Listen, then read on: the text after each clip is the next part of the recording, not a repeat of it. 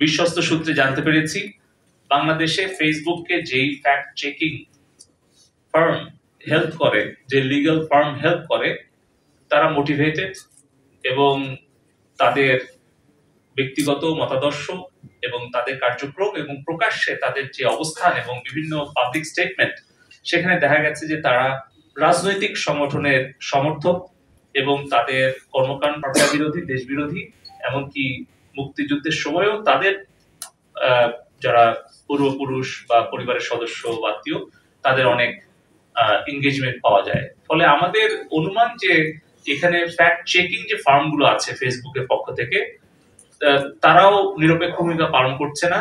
যদি করতো তাহলে এই সকল কন্টেন্ট কখনোই তারা রাখতো না। এগুলো অবশ্যই তারা টেক ডাউন করতো এবং এই সকল পেজ এবং অ্যাকাউন্টকে তারা ব্লক করতো।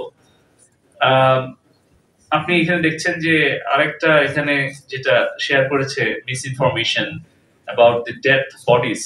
এখানে 23 তারিখে বলছে যে 22 তারিখ বিকেলে নাকি মিথ্যা কথা বলছে যে হাতের চিলে 100 ছাত্রের লাশ উদ্ধার হয়েছে। তো এই ধরনের কন্টেন্ট গুলো ফেসবুক কোনোভাবেই তাদের নিজস্ব কমিটি স্ট্যান্ডার্ডে রাখতে পারে না, তাদের প্ল্যাটফর্মে, আমাদের আইনে রাখতে পারে না, সংবিধানে রাখতে পারে না, বিশ্বের কোথাও তারা এই ধরনের কন্টেন্ট রাখেও না। কেন বাংলাদেশে রাখছে, কেন বাংলাদেশের সাথে তারা বৈষম্যমূলক আচরণ করছে, এটা আমরা জানতে চেয়েছিলাম। আর বেশি আমি উদাহরণ দিতে চাচ্ছি না। এরকম আমরা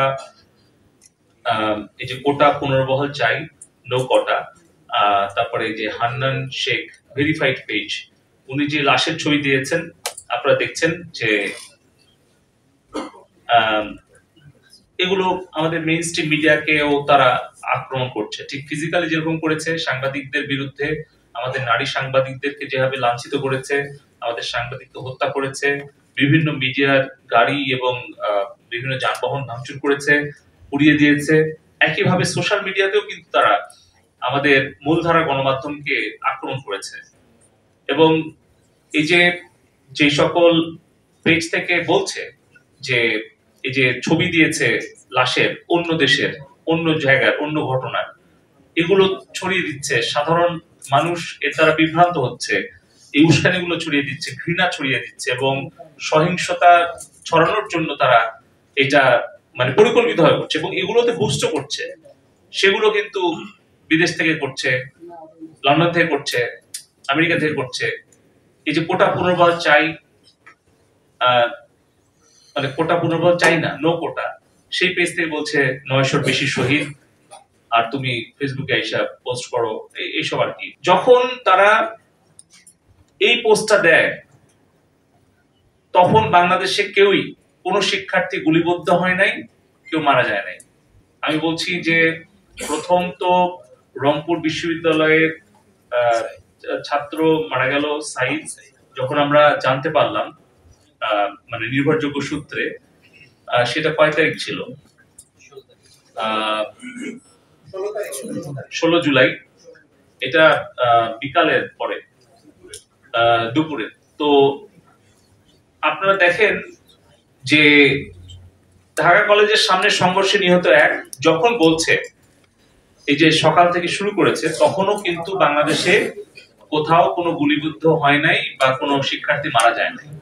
জগন্নাথ বিশ্ববিদ্যালয়ের 3 জন শিক্ষার্থী গুলিবিদ্ধ যখন বলছে এবং যে লাশের ছবিটা দিচ্ছে, এটা কিন্তু মিথ্যা এবং একটা মানে একটা ফেক ছবি।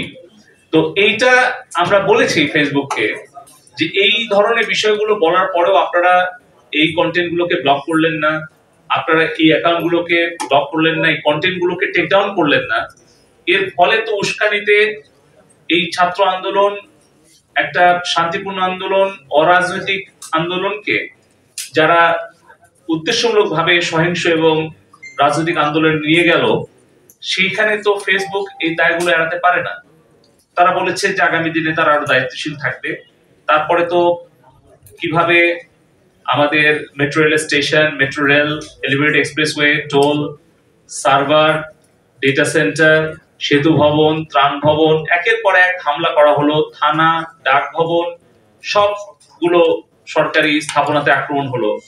সেগুলো আমরা তুলে ধরেছি এবং আমাদের জাতীয় সম্পদ রক্ষা মানে কিভাবে আমরা নষ্ট হতে দেখলাম